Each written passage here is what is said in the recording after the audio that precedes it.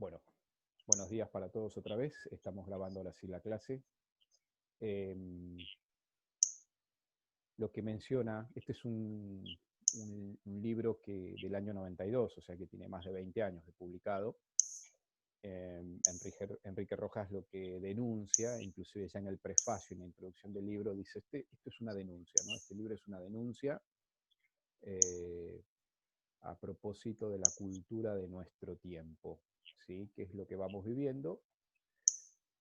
Como primer punto, en uno de los primeros capítulos, hace mención a la mal llamada cultura general, porque menciona de que contrarrestamos o entendemos la cultura como si una persona culta fuera una persona que tiene una cultura general, conocedor de mucha información, ¿no? Como cuando te preguntan las capitales del mundo, cuando te preguntan qué pensás de la economía, o cuando te preguntan qué pensás de la política, o cuando te preguntan qué pensás de la pandemia. Entonces, el hombre culto tiene como una mirada bastante informativa, porque cruza muchos datos, mucha información, y respecto de eso se vuelve como una especie de celebridad que puede aparecer en un canal de televisión con un micrófono y puede decir un montón de cosas, y asociamos esta idea por ese reconocimiento social a una persona culta, digamos, ¿no?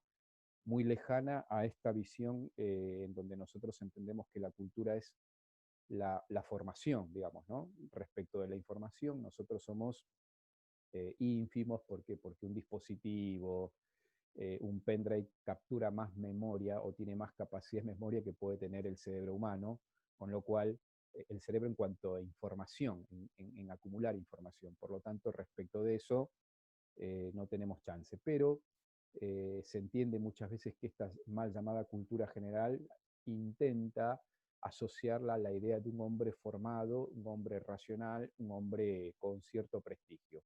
Dice en el primer capítulo que esto es falso porque no podemos asociar la información con la formación. La formación implica una mirada más sapiencial sobre las cosas, una mirada más eh, inteligente sobre las cosas y una mirada con una visión de profundidad también, ¿no? Y eso lo hace la formación, ¿sí? No la información. Después, con respecto al pragmatismo, dice el hombre, el sujeto de esta época, el sujeto contemporáneo, el sujeto, cuando decimos sujeto, nosotros no estamos exentos de este modo de comprender la vida porque nosotros somos hijos de este tiempo, y como hijos de este tiempo también tenemos un poco una formación atravesada por estos paradigmas que vivimos, ¿no? Dice, sujeto trivial, ligero, frívolo, que lo acepta todo, pero carece de unos criterios sólidos en su conducta. Un hombre superficial, indiferente, permisivo, en el que anida un gran vacío moral. El hombre lai es un sujeto que lo acepta todo, bastante cambiante, y en muchos casos tiene una mirada bastante dogmática sobre las cosas, ¿no? Dogmática en el sentido de que, eh, como es cambiante y como los extremos muchas veces se tocan, lo permisivo en mucho aspecto a veces te hace hasta dogmático por otro lado. Te aferras a ciertas convicciones que son despropósitos de una escucha respecto de una opinión distinta, sino más bien pensamos como piensa la mayoría, actuamos como actúa la mayoría. Capturo en mis redes sociales a aquellos que piensan como yo y los que no piensan los elimino. Entonces hay como una especie de fragmentación. ¿Por qué? Porque por un lado lo acepta todo, pero por otro lado, paradójicamente, es irracional en su modo de defender las convicciones. No tiene nada que ver con ciertos ideales de convicción genuinos que nacen de ciertos valores en donde el hombre puede tener eh, ciertos, cierta formación en donde uno trae cierta mirada patrimonial respecto de criterios vinculados a una tradición por los cuales uno defiende, cultiva y transmite cierta tradición, sino estoy hablando de otro tipo de convicción, de esa convicción irracional que te hace defender muchas veces y que te hace eliminar a aquellos que no piensan como vos, ¿no? Esta es la convicción mal llamada. Profe, Sí. una pregunta. ¿Cómo era que habías dicho que por un lado lo acepta todo siendo permisivo y todo así, pero por otro lado no lo hacía porque? No llegué a... No, tiene que ver con lo cambiante que es el sujeto. El sujeto, como no está convencido de una tradición, de unos valores que se han transmitido año tras año, día tras día, en todo su historial. Por otro lado, aquellos que no piensan como piensa una especie de relativismo, en donde está todo perfecto y todo bien, que no piensan con tus mismos criterios, por otro lado, es paradójico, pero este mismo sujeto es capaz de convertirse, por un lado, en abierto completamente, pero por otro lado, cerrado a sus propios criterios, en donde aquellos que no piensan de esa manera son eliminados de sus grupos de contacto. ¿Se entiende? Entonces, Sí, paradójicamente, están extrapolados estos extremos, pero que muchas veces se tocan. Son como dos caras de una misma moneda, ¿sí? Un hombre sí, abierto sí, completamente, permisivo completamente, pero por otro lado, dogmático, irracional. ¿Por qué? Porque fragmentás discriminando a aquellos que no piensan, no visten, no calzan o no se ajustan a estos mismos criterios. ¿Sí? Entonces, perfecto. no tiene que ver con los ideales propios de una tradición genuina, de conservar ciertos criterios, sino más bien una especie de permisión absoluta sobre un mundo bastante liberado. Ahora lo vamos a ver un poquito más. Es materialismo, es porque es materialista, es un individuo que tiene cierto reconocimiento social. ¿Por qué? Porque representa como ese ideal social en donde viste bien, en donde representa cierta cultura general y en donde los criterios de la vida materialista del consumo están hechos para la medida de lo que uno proyecta y quisiera, ¿no? Uno copia como esos ideales o modelos, es decir, quiero llegar a este lugar, ¿no? El hedonista, pasarlo bien a costa de lo que sea, ¿sí? Es el nuevo código de comportamiento a lo que apunta hacia lo que apunta hacia la muerte de los ideales, el vacío del sentido y la búsqueda de una serie de sensaciones cada vez más nuevas y excitantes. Constantemente estamos buscando la novedad, aquello que no sé, en algunos lenguajes se utiliza aquello que te da vuelta la cabeza, aquello que produce sensaciones nuevas. Por lo tanto, representa una especie de un código de comportamiento en donde el ideal del hedonismo, que es el placer por el placer mismo, eh, sea lo más representativo o aquello que realmente me llena el alma, digamos, ¿no? Eh, Todo lo que implique una renuncia y un esfuerzo están lejos de esta mirada, porque lo que no produce responsabilidad, lo que no produce sacrificio, lo que no produce renuncia, es aquello que está fuera de estas categorías. Permisividad, esto mismo que habíamos dicho, ¿no? Arrasa con los mejores propósitos e ideales, ¿no? ¿Por qué? Porque uno no cultiva una formación vertical, digo formación vertical cuando uno profundiza sobre ciertas cuestiones para abajo, sino más bien tiene una mirada horizontal sobre las cosas, ¿no? El vivir el momento de manera permisiva. Vale todo, llame ahora, es aquí ahora, este es el momento, el instante en donde no tenés historial para atrás ni tampoco perspectivas para el futuro. Profe, Punto D, sí. Dale, ahí es Francisco. cuando ponía el ejemplo de la droga, Sí, creo que era el opio. sí. Ah, genial. Dale, dale, dale. Sí, No, perdón. no, quería Estaba saber si lo relacionaban con eso. Sí, sí, sí, sí, sí. Sí, pero en realidad él pone el ejemplo de una especie de Es como para diferenciar que el... adormecimiento. Claro, él habla de un adormecimiento, lo pone en estos términos, pero en realidad lo que está denunciando es un adormecimiento cultural. ¿Sí? El ejemplo del opio, el ejemplo de la droga es una especie de, estamos como dormidos en una sensación en donde todo camina y todo funciona como una especie de piloto automático y nosotros dentro de ese lugar no nos damos cuenta. Claro, Relativismo, ya lo saben ustedes lo que es el relativismo, ¿sí? Brotan así las reglas presididas por la subjetividad. Eh, que esto ya lo habíamos visto, ¿no? Cuando nosotros convertimos las categorías valorativas que son relativas en visiones absolutas, confundimos el horizonte. Esto es así. Está bien, y esto no es una mirada ingenua sobre que los bienes materiales a nosotros nos producen una sensación de bienestar, y lo voy a poner un ejemplo muy concreto, esto no es una mirada ingenua.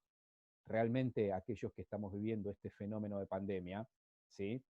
Que tienen la comodidad de tener una casa, de tener dispositivos para poder seguir trabajando, de poder pasarla bien porque todavía están cobrando el sueldo, en donde no se cortó la cadena de pagos, uno puede decir, Bueno, sí, eh, la estoy más o menos llevando, la estoy piloteando, pero hay mucha gente que la está pasando mal. Yo no estoy diciendo que el bien material no es algo del cual no podemos buscarlo, porque todos buscamos estar bien material físicamente, ¿sí? Y tener los bienes para poder estar mejor.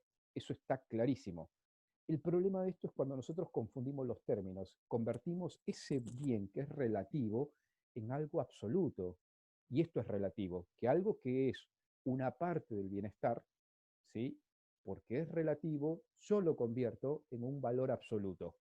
No me importa nada porque este bien se ha convertido en algo absoluto para mi vida y no voy a renunciar a él a costa de lo que sea. Entonces ahí lo que dejamos de lado son perspectivas éticas. ¿Sí? No es una mirada ingenua de que los bienes materiales no nos van a producir estar mejor, ¿sí? Y nos van a producir un bienestar o un bien pasar. Nosotros estamos cómodos gracias a estos bienes materiales. El problema es cuando nosotros confundimos y convertimos algo absoluto en algo relativo y convertimos algo relativo en algo absoluto y entonces confundimos los términos. Consumismo, ¿sí? El ideal de la posmodernidad expresado en la libertad absoluta. Este ideal del hombre light, del cual no voy a seguir hablando porque el libro yo se lo dejo para ustedes, así que van a tener todo un tiempo para seguir transitándolo, seguramente algunos ya lo deben haber terminado, es, en resumen, en resumidas cuentas, es el ideal aséptico. El ideal aséptico es todo suave, todo ligero, todo liviano, todo light. Lo que no implique un riesgo, eso es lo que yo necesito. Lo que no implique una renuncia, estoy contento. Lo que implique una seguridad para adelante, ese es el ideal de la ética postmoderna, el ideal aséptico, en donde no hay dolor, en donde la ética es indolora, porque no me cuesta, porque vivo bien y porque estoy acomodado, ¿sí? El hombre así no dejará huella, en su vida ya no hay rebeliones en el buen sentido, ya lo habíamos visto, puesto que su moral se ha convertido en una ética de reglas de urbanidad o una mera actitud estética. Digo, el ideal ético, en donde hay reglas de urbanidad, implican hasta ciertos comportamientos urbanos, cordiales, correctos, para nosotros entendidos como unas reglas de educación en donde pareciera que está todo perfecto, ¿no? El ideal aséptico es la utopía, porque como dice Gilles Lipovetsky, es un autor francés que después también le voy a mandar el libro, instaura lo que nosotros llamamos la era del vacío. Hay un libro de Lipovetsky que se llama La era del vacío, en donde él manifiesta este ideal aséptico, esta ética indolora, en donde somos permisivos con muchas cosas, pero en el fondo de todo lo que estamos es entendiendo criterios en donde el consumo y el bienestar estén por encima de toda regla de sacrificio o renuncia. Y ustedes saben, y lo van a experimentar, o seguramente lo habrán experimentado, o seguramente te lo habrán contado, o seguramente lo vas a vivir, que no hay ningún tipo de ideal elevado, grande o proyecto a largo plazo que no implique una renuncia, un vacío, una especie de sinsabor en el tránsito, porque la vida humana es sinsabor en el tránsito. El nuevo signo de los tiempos es el plástico, porque el plástico es flexible, por lo tanto nuestro modo de comportarnos también es flexible en ese sentido. Si pinta, pinta, si da, da, si no da, no da. Ese es el signo del plástico. Junto al texto de, junto al texto del hombre, bueno, no sé si alguno tiene alguna pregunta, algún comentario o algo que quiera enriquecer de lo que leyeron. Yo quería que vuelvas a explicar lo del plástico, no me quedó muy claro. Bien, el ideal aséptico es el plástico porque la renuncia de esta ética es una renuncia a los valores sólidos y verdaderos y eternos. Eternos en el sentido de que son perdurables. No sé si ustedes escucharon el término sustentabilidad. En las empresas se utiliza mucho. ¿Sí? Algo es sustentable cuando minimizás los riesgos de que puedan fracasar, por lo tanto, tienen proyecciones en el largo plazo.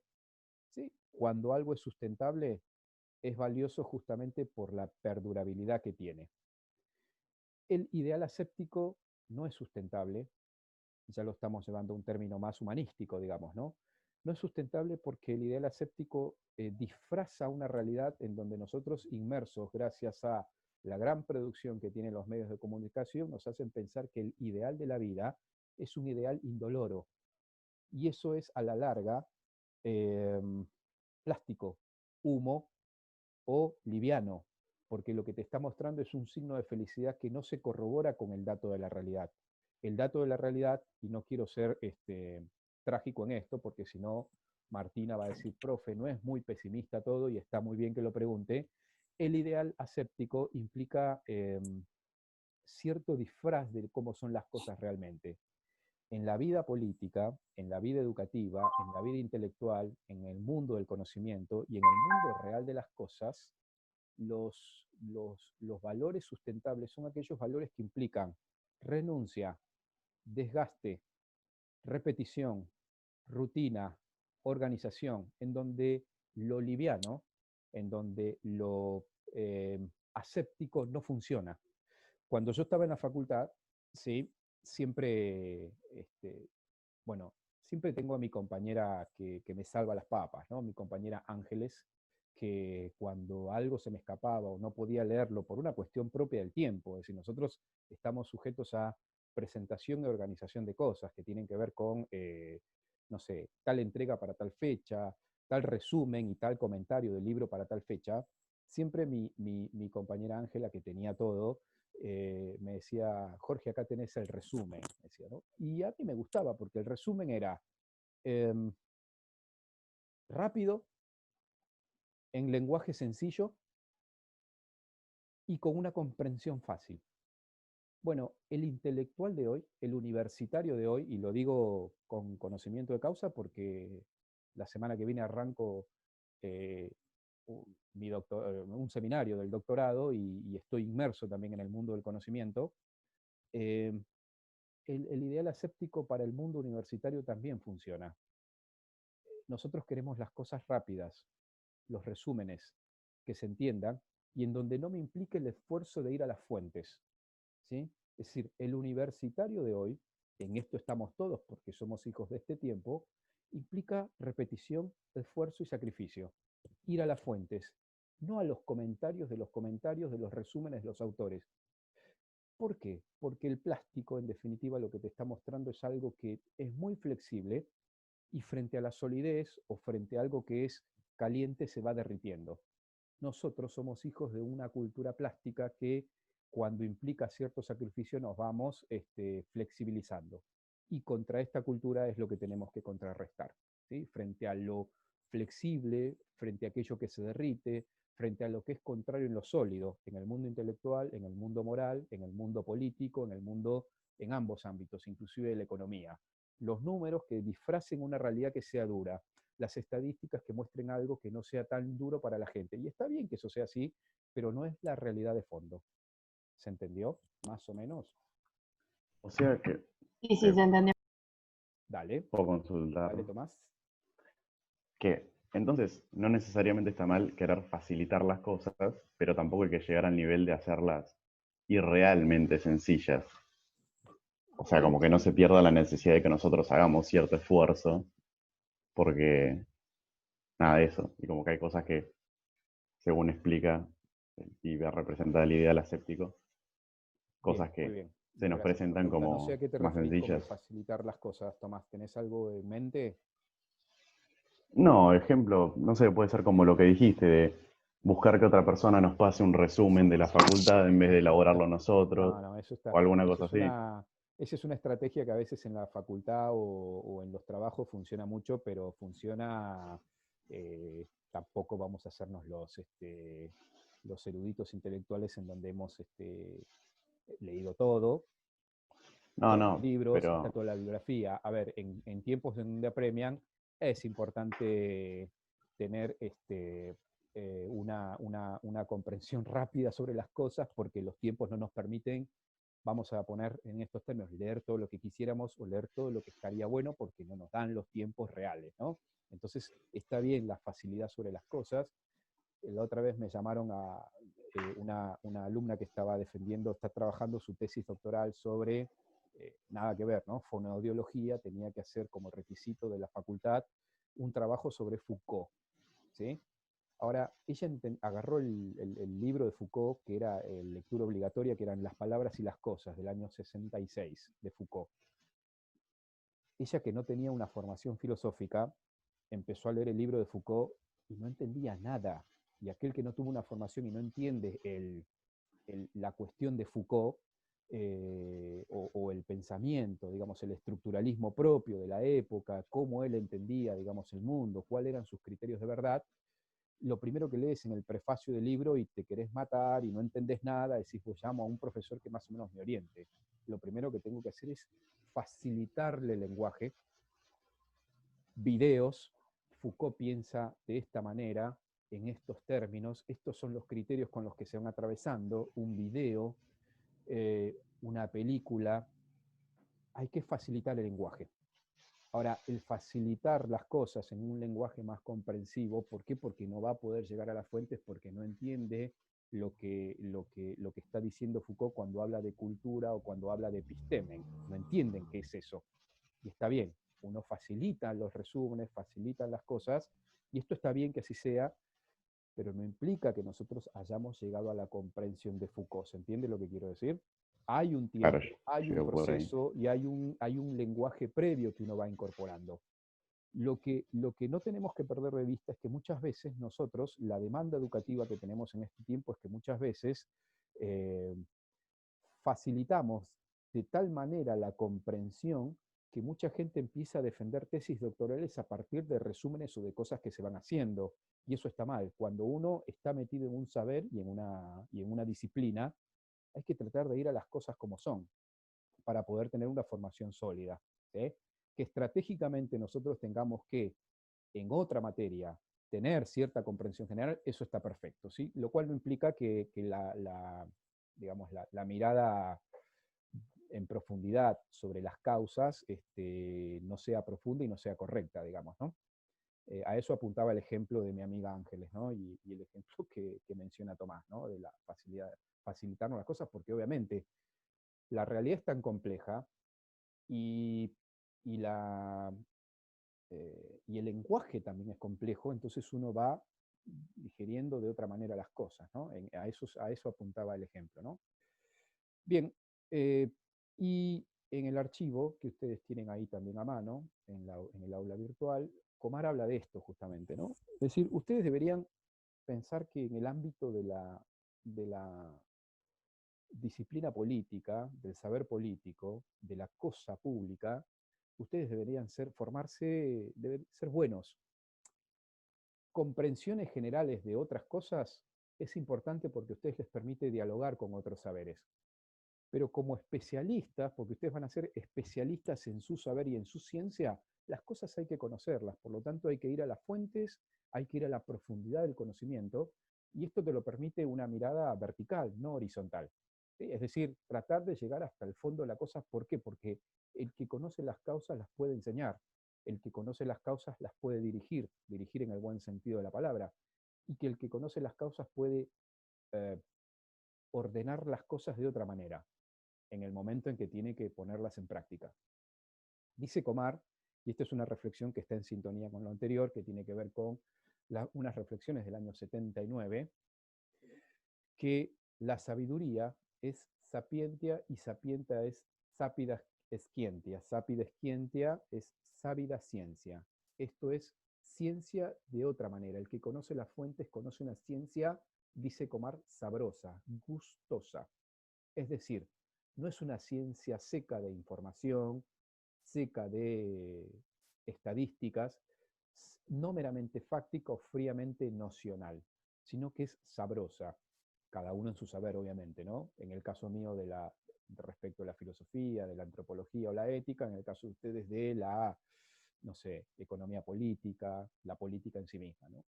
Y esto, dice Comar, es sabor. ¿De dónde provienen? Precisamente del sentido de las cosas, estrechamente unido al valor. El que conoce, ¿sí? Conoce en estas categorías de ciencia sabrosa, lo que conoce es el valor de las cosas.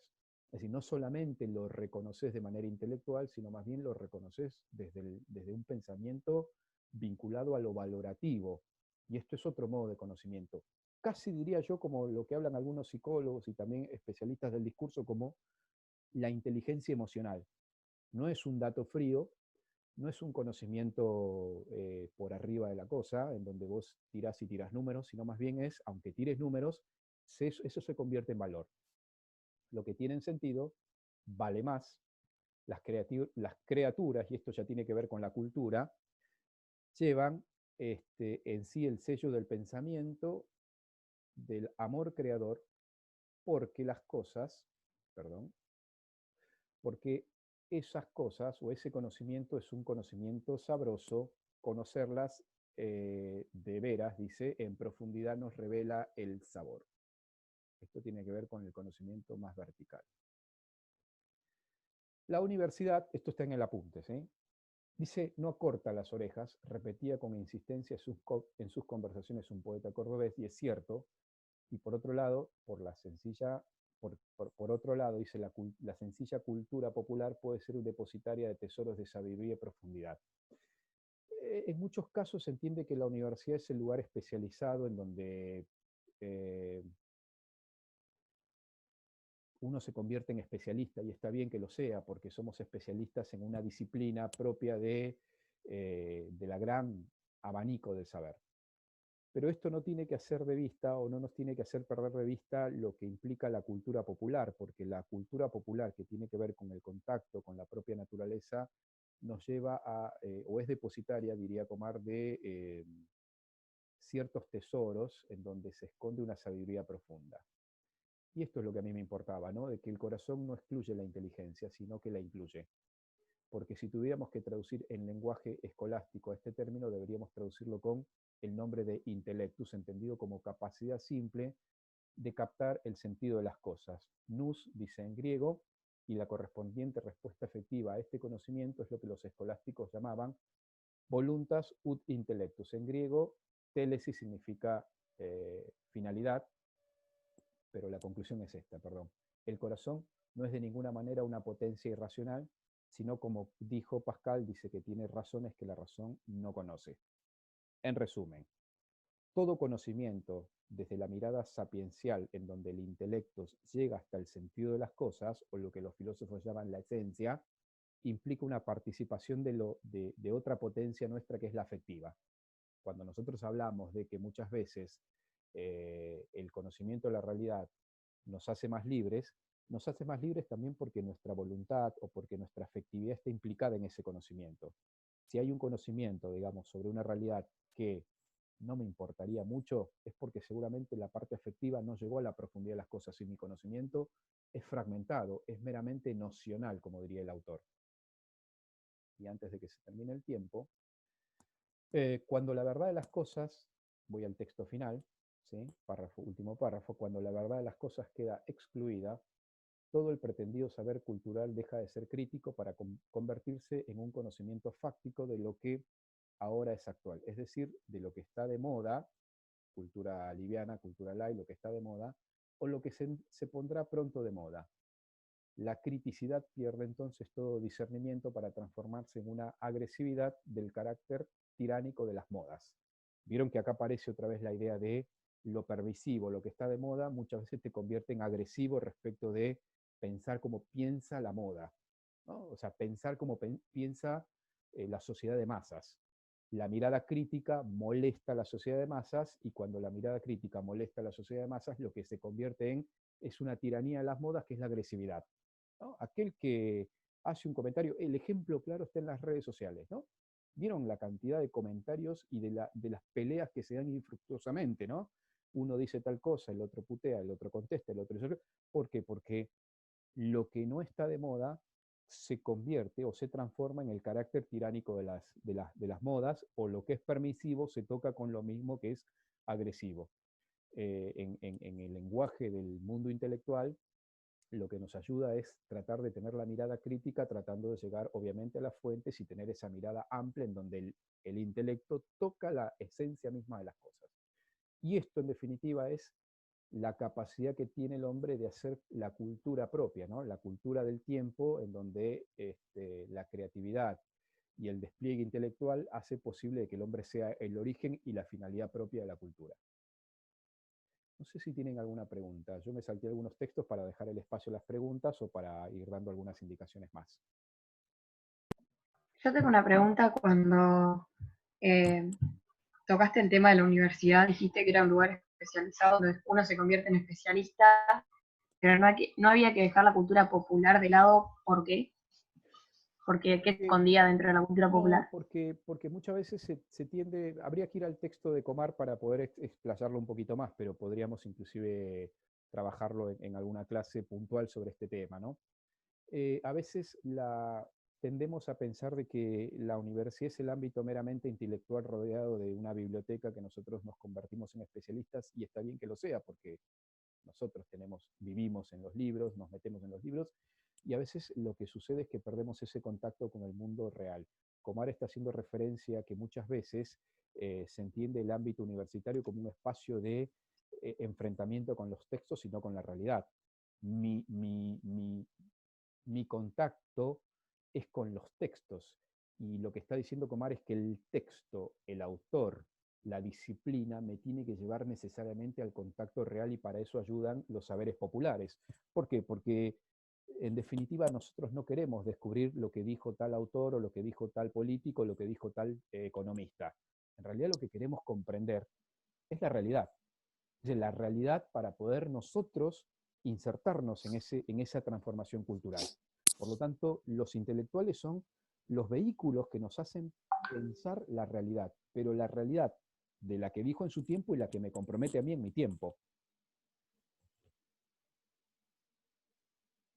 Profe, Buenísimo, muchas gracias, entendí.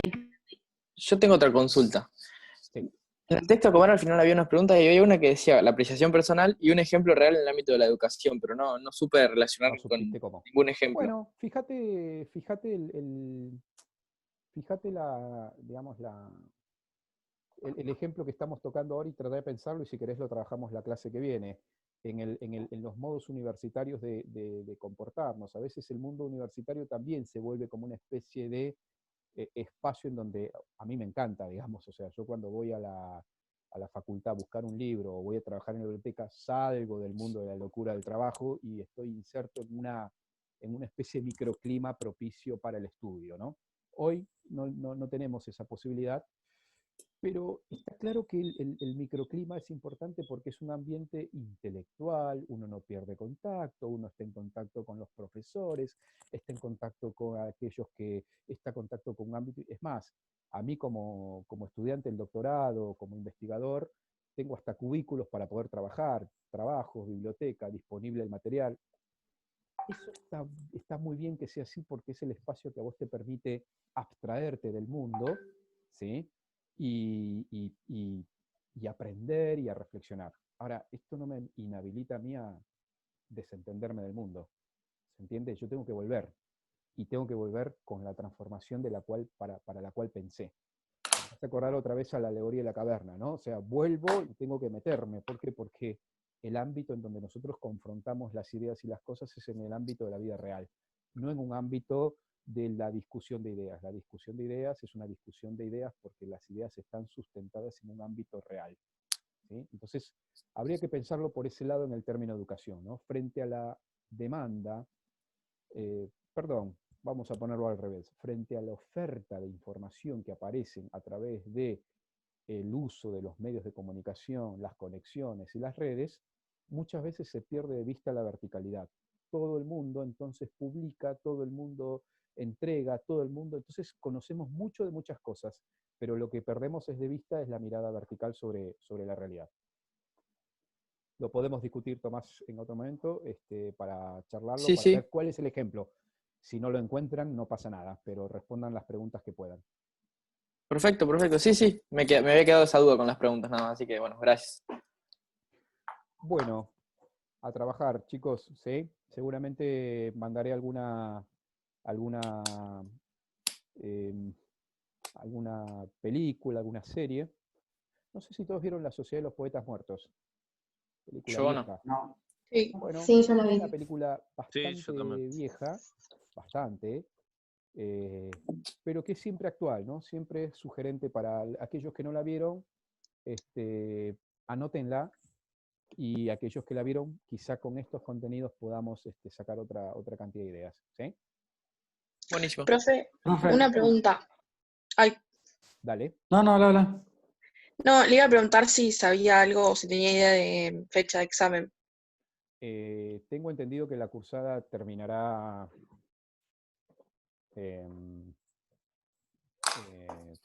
última semana de junio. En mi caso lo voy a extender un poquito más, pero como ustedes no tienen finales, a mí me gustaría antes del receso que puedan hacer una devolución expositiva de los contenidos. Justamente de eso le iba a hablar la clase que viene, ¿sí? En donde ustedes